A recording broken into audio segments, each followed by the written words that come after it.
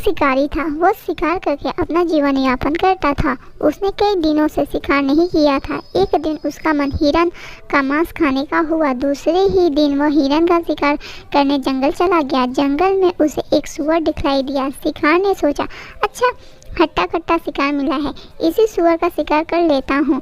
इसका कुछ मांस मैं खा लूँगा और बाकी बाजार में बेच दूँगा, जिससे मुझे बहुत अधिक पैसा मिलेगा। उसने अपने धनुष पर तीर चढ़ाया ही था कि पास में ही उसे एक हिरन घास चरते हुए दिखी।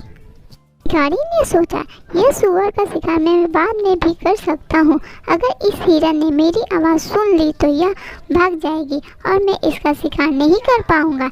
यह सोचकर शिकारी ने हिरन पर तीर चला दिया। निशान अचूक था।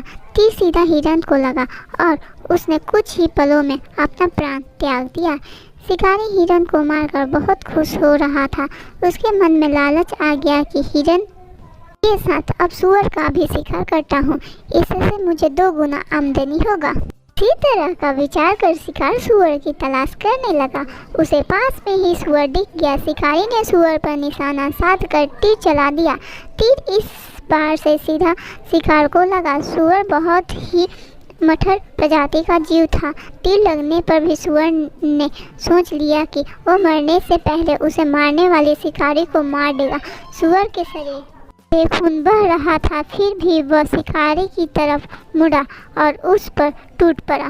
कुछ ही पलों में शिकारी और सूअर दोनों की मृत्यु हो गई। जो शिकारी सैकड़ों जीवों का शिकार कर चुका था, आज एक शिकारी के हाथों उसकी हत्या कर दी गई। शिकारी का लोभ ही उसके विनाश का कारण बना। कहते हैं जब मृत्यु आती है तो किसी न किसी बहाने आ ही जाती है। जब सूअर शिकारी पर हमला कर रहा था तब पास के पेड़ के नीचे एक सांप अपने बिल से बाहर निकल कर यह सब देख रहा था। शिकारी को मारने के बाद सूअर खड़खड़ाता हुआ सांप के ऊपर गिर गया और सूअर के शरीर से दबकर उस सांप की भी मृत्यु हो गई। इस प्रकार उस छोटे से स्थान पर हिरन, शिकारी, सूअर और सांप के 400 पड़े हुए थे। उसी समय एक गिद्दड़ वहां आ गया और एक ही स्थान पर 4-4 शवों को देखकर गिद्दड़ बहुत खुश हुआ और मन ही मन सोचने लगा, बिना परिश्रम के इतना सारा भोजन मिल गया। अवश्य ही ईश्वर मुझ पर मेहरबान है, तभी तो मेरे लिए इतने सारे भोजन की व्यवस्था कर दी।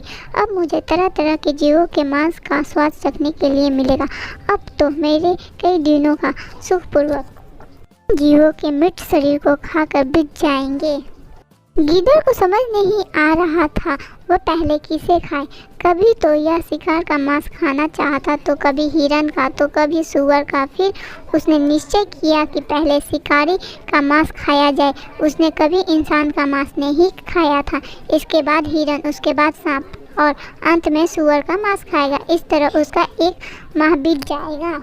शिकारी के धनुष को देखकर गिद्दड़ उत्सुक होकर धनुष के पास गया। धनुष की डोरी चमड़ी की थी। गिद्दड़ चमड़े को चबाने का प्रयास करने लगा। गिद्दड़ के चबाने से डोरी कमजोर हो गई और टूट गई। डोरी के टूटने से धनुष का एक सिरा बड़ी तेजी से उसके माथे को भेद कर बाहर आ गया, मानो माथे से शिखा निकल आई हो। एक प्रकार गिद्दड़ का लोभ उसके नाश का कारण बन गया। लोभ नाश का कारण है। कहानी से हमें शिक्षा मिलती है कि अधिक लोभ विनाश का कारण बनता है।